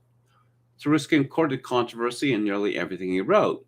In the late 1980s, he helped ignite the so called Shostakovich Wars by critiquing the veracity of testimony, the memoirs of Dmitri Shostakovich, as related to and edited by Solomon Volkov, which portrayed the composer as a secret dissident. Drawing on a careful debunking by the scholar Laurel Fay, Taruskin called the book's positive reception the greatest critical scandal I've ever witnessed. I'll just burst in here to say it's fascinating to me the difference in how we regard people who lived in the Soviet Union, who collaborated with, were celebrated by the communists, given the orders of Lenin and the like, and those in Germany who collaborated with and were, plotted and given laurels by the Nazis. How is there any difference in this?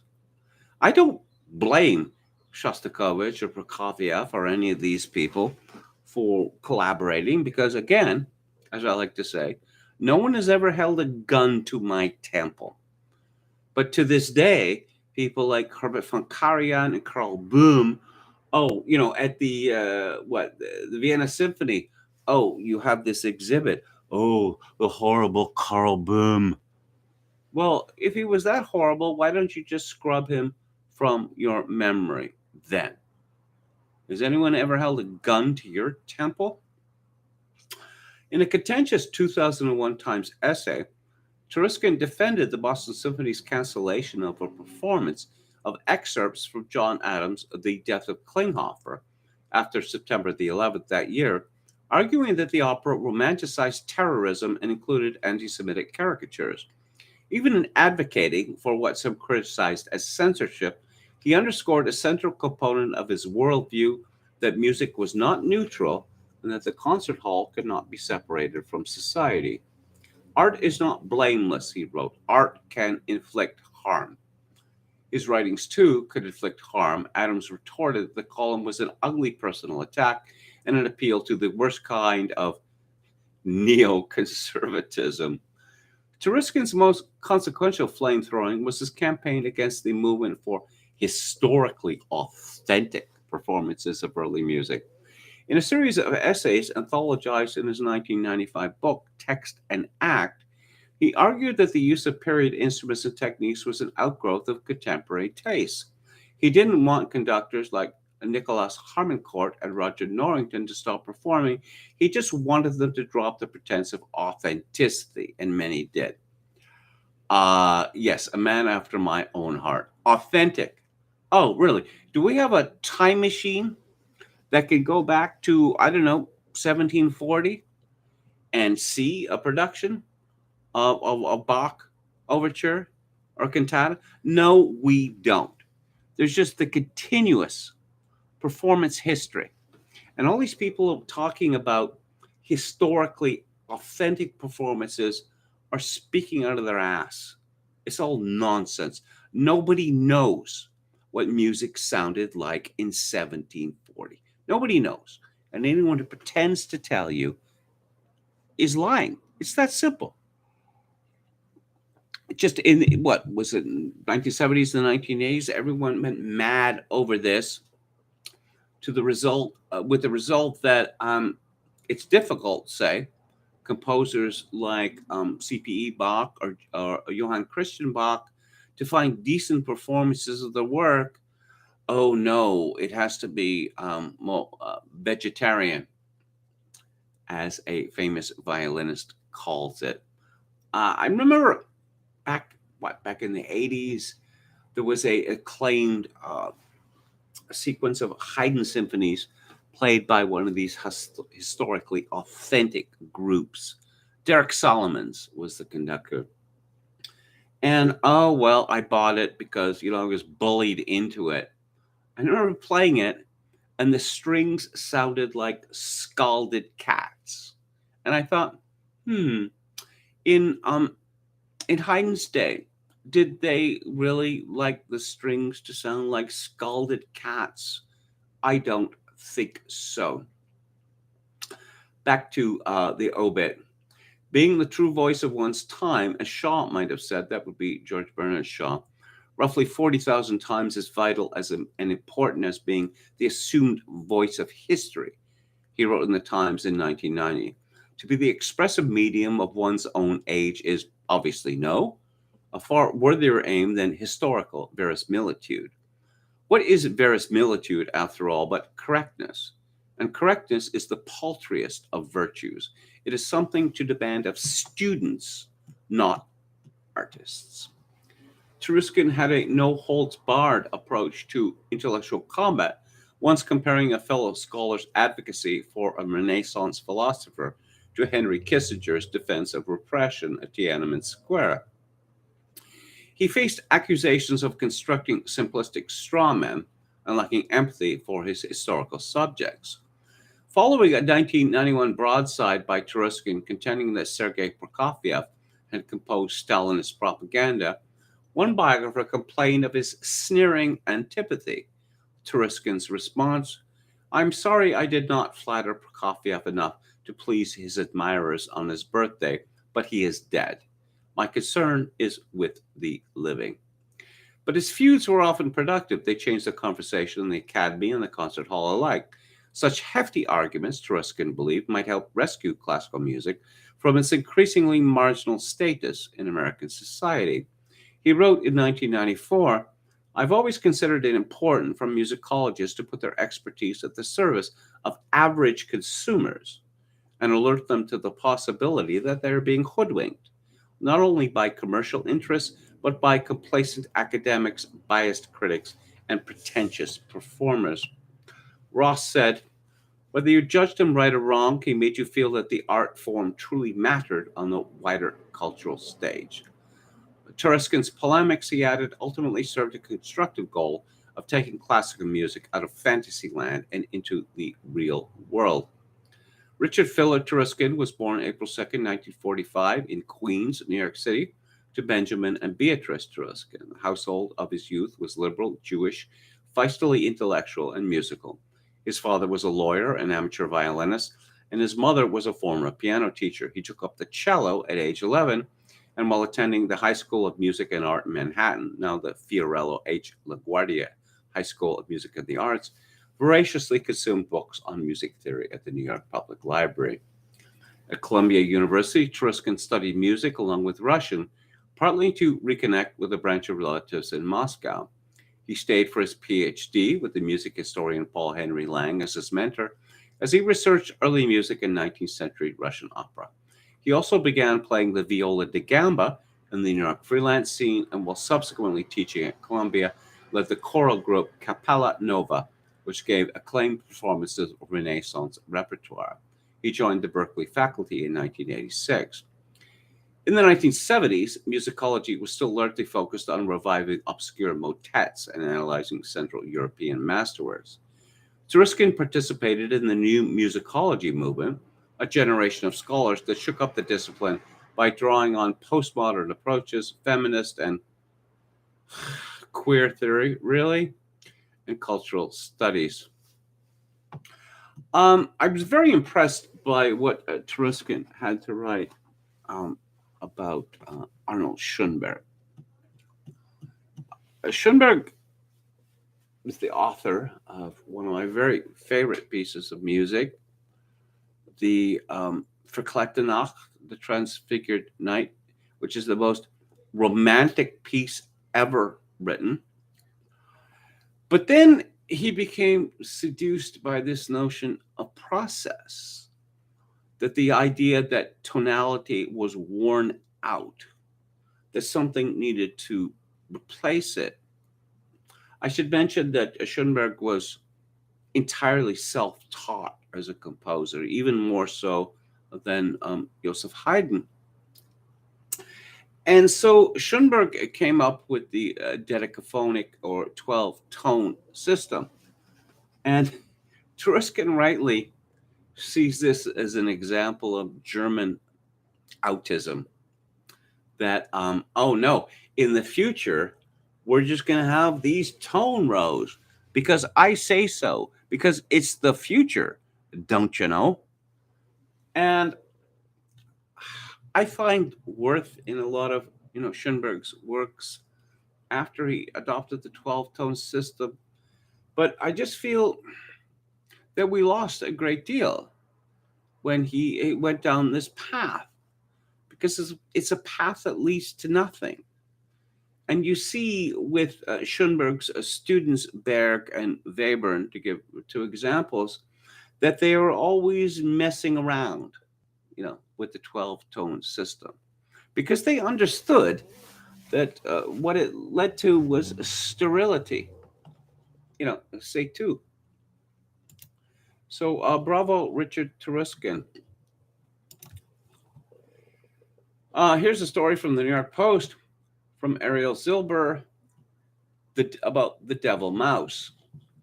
And again, these people must be deranged, because, it is in their interest to keep their agenda secret,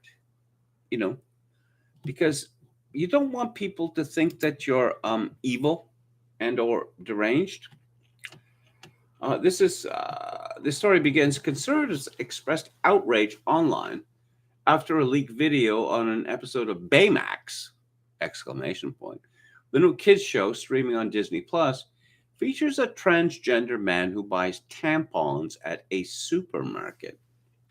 Christopher Rufo, the conservative academic from the right-leaning think tank, the Manhattan Institute, said he had obtained leaked video Tuesday from an upcoming episode of Baymax, which is a 6-episode spin-off of the popular hit film Big Hero 6. In the scene, the protagonist, the Marvel Comics superhero nurse robot Baymax, is in the aisle of a supermarket in the fictional town of San Francisco, browsing women's hygiene products, because that's the sort of thing that a normal man would do, right? Baymax, who serves as a personal healthcare companion for the residents of the city, is trying to help a 12-year-old girl named Sophia, who in an early episode confided in her superhero friend that she was having her first period. Sophia told Baymax about her menstrual cycle during an intimate conversation in an all-gender bathroom just before she was supposed to perform at a school talent show. I wasn't prepared for this, an anxious Sophia tells Baymax. And the dispenser's empty, and I don't even have a thing, a tampad, a padpawn, a maxi padpawn with wings.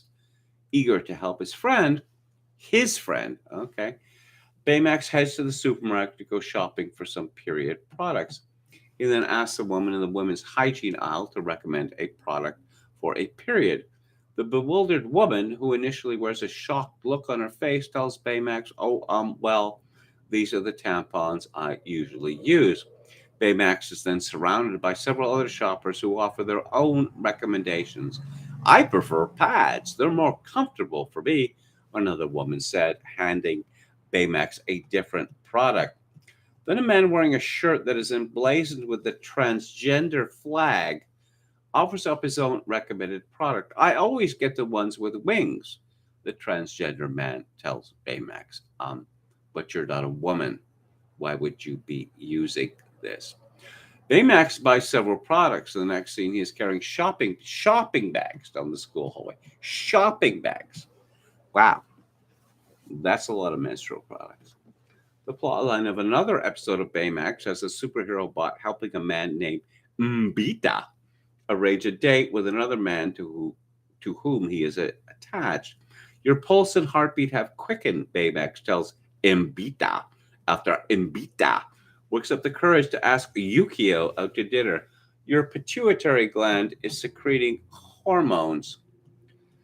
Rufo accused Disney of promoting the idea that men can have periods to children as young as 2 years old. It's all a part of Disney's plan to re engineer the discourse around kids and sexuality, Rufo wrote.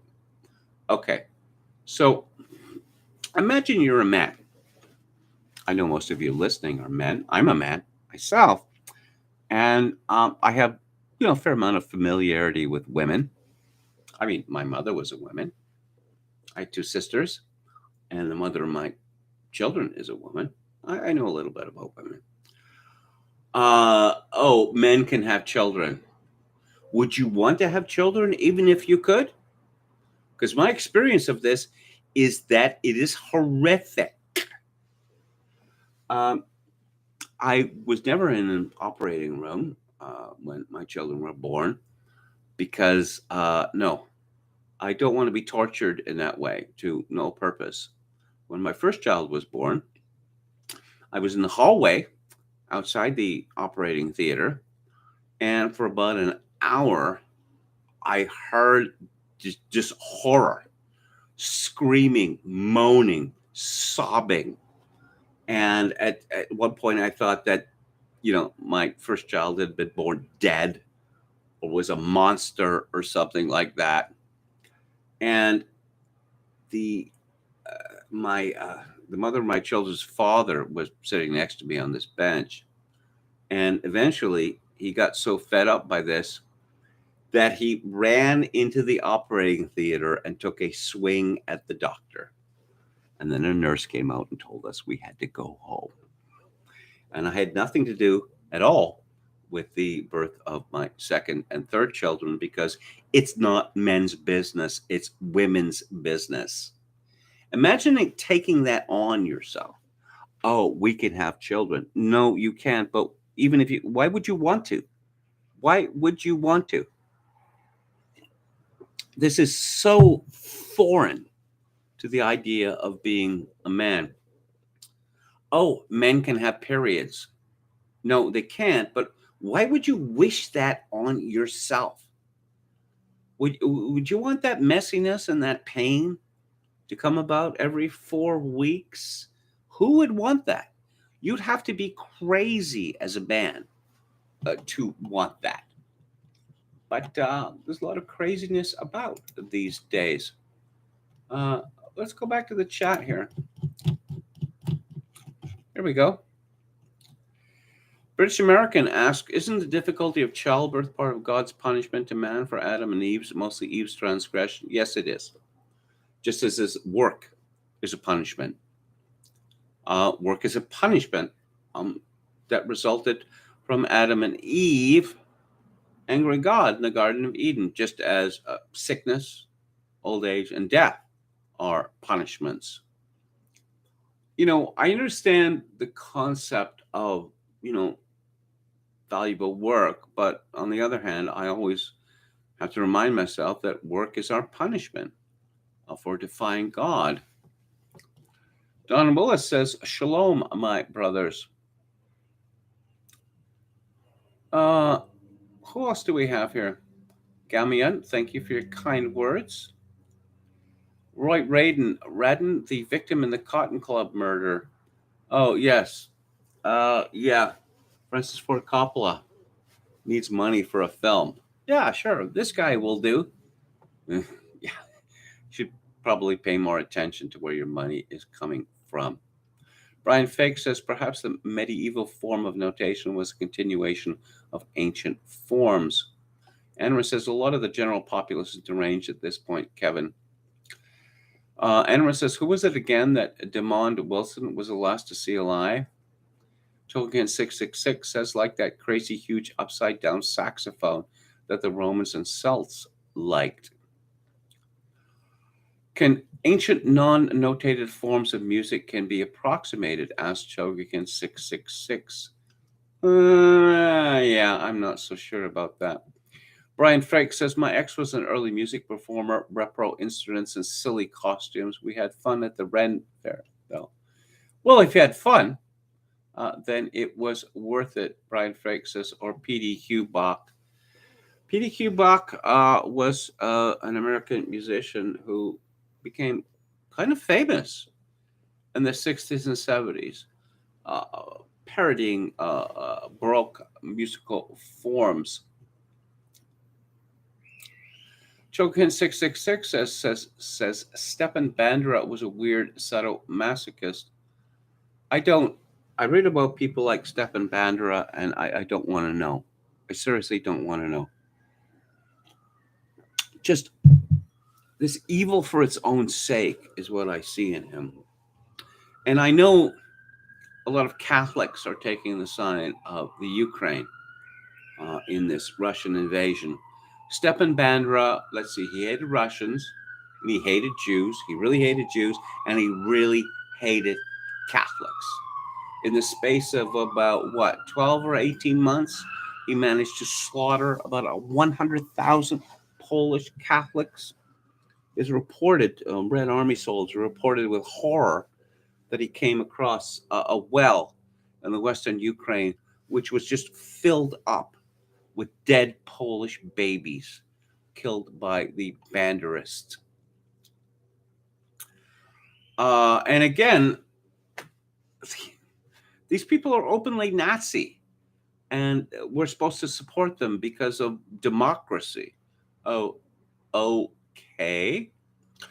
Sam B, a new name to me, says Paul Harvey and Rush Limbaugh are gone. KMG, you fill those shoes just fine. Very refined gangster look today. Looks good. Well, thank you. I appreciate it. We can be heroes just for one day, says Don Willis. That's David Bowie reference.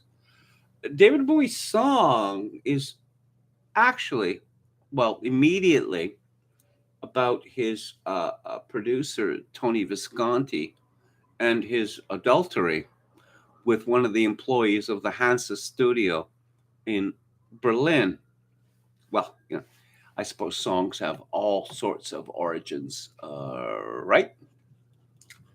But I've always found that interesting. And yes, I spent a month in Manhattan. It stinks in the summer and everyone pretends it doesn't. That was me on Twitter earlier because I did spend a month in Manhattan in 1985 and it stinks to high heaven in summer because there's garbage, rotting garbage everywhere. Also, the shopkeepers are uniformly rude and take pride in it. I remember I stayed in an apartment, a 7th-story walk up in Soho. This was before Soho became really, really popular and really, really expensive.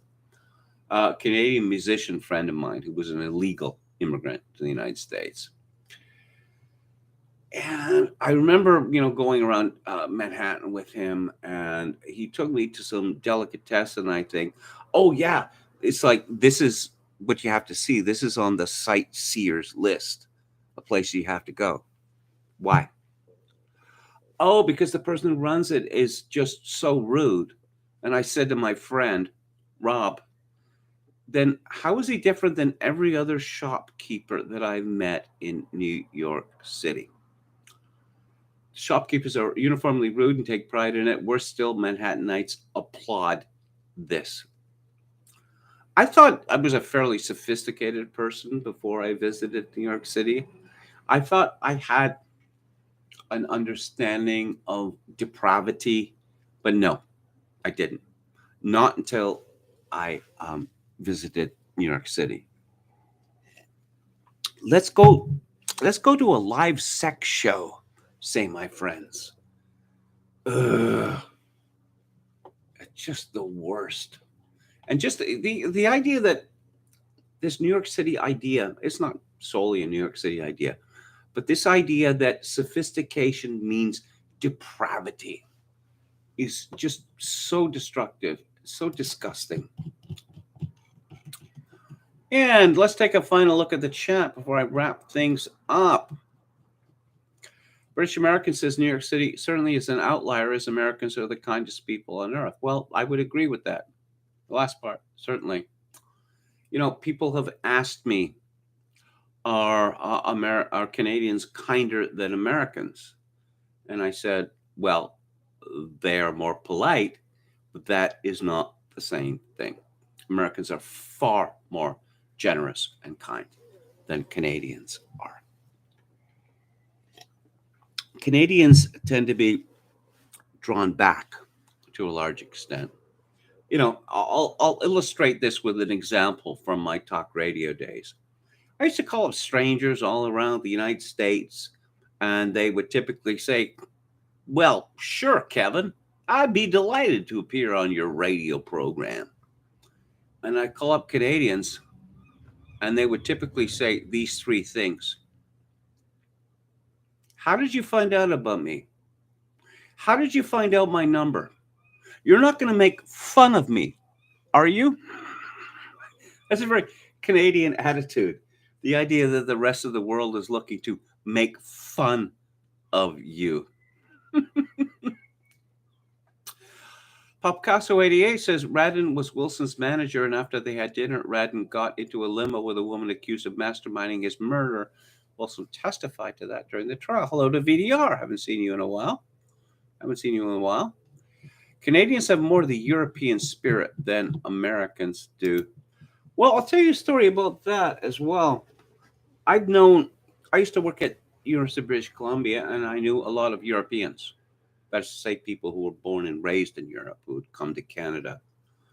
And they disclosed to me a disappointment with North America, well, particularly Canada in this regard, is that European society tends to be far more formal than North American society. And you see this reflected in their language, you know, with two forms, the formal and informal address to a person. So they'd come to Canada in this case, and people would say, yeah, come on over anytime, right? And they didn't understand that that was just rhetorical. It doesn't mean anything. Because if you came on over at any time, they'd look at you as if you were mad. And I knew this woman from Yugoslavia who worked at UBC, and she heard this. You know, come on over anytime. We'll be glad to see you. So one Sunday, she and her husband dressed in their Sunday best, and their children, 6 of them, were dressed in their Sunday best, and they showed up at the house of a person who had told them, come on over anytime. And he looked at them as if, what the hell is wrong with you? Well, you said, come on over anytime. And he looked at them as if, you're stupid, right? Like, you understand that this is the sort of thing that people say, but they don't mean, right? People in North America talk about their friends. Oh, how many friends I have. Or even, what was it, Alan Partridge said that he had 104 friends. People in, I remember George Bush saying, was it George W. Bush saying that he had over 100 friends? That's impossible. That's absolutely impossible. If you have 104, over 100 friends, what does friendship mean? Friendship means something different in Europe than what it means in North America. In North America, you can know someone casually and say, he's your friend. Whereas in Europe, they wouldn't say that. They simply wouldn't say that. Friendship to European means reciprocal obligations. And I'm going to take a final look at the chat here. VDR says, when I used to teach Russians, I always had to tell them that Americans don't really mean it when they ask, how are you doing? Or in the Russian, как вы поживаете? And oh, Enron says, Kevin, please blow into this device. Okay, what are we looking at here? Weimar level sophistication, says Mercurius Olycus. Okay. Redden asked Wilson to follow the limo because he had a bad feeling, says Picasso 88. Okay, well, VDR says, I had a Russian tell me they didn't want too many friends because of the obligations, then went with it. That's true. Again, my idea of friendship means reciprocal obligations. It doesn't mean that some guy, met me a couple of times and didn't shout at me or something. But North Americans are very promiscuous with this idea of what constitutes friendship. Again, I mentioned Schoenberg, Ernst Schoenberg, the great Austrian composer earlier, that Webern, one of his students, Anton von Webern, had helped him greatly after his wife divorced him and raising funds for him over years. And it was the longest time. It was something like 15 or 20 years before Webern dared to use the informal address to him. Kevin's birthday, my birthday is tomorrow, but thank you for your greetings in advance. And I thank you again for tuning into this live stream. I greatly appreciate it. As always, I will be back on the air Monday, which is Independence Day, is it not? And so if you would like to make a donation to this live stream, my PayPal account is linked to Kevin_Grace@hotmail.com. If you're in Canada, donations may be made directly via Interact at kevingrace@shaw.ca. And as always, I leave you with this. In these days of social atomization and civilizational collapse, I do dearly wish that you, my dear viewers and listeners, manage to forge a human connection in order to ease the burden. Good night.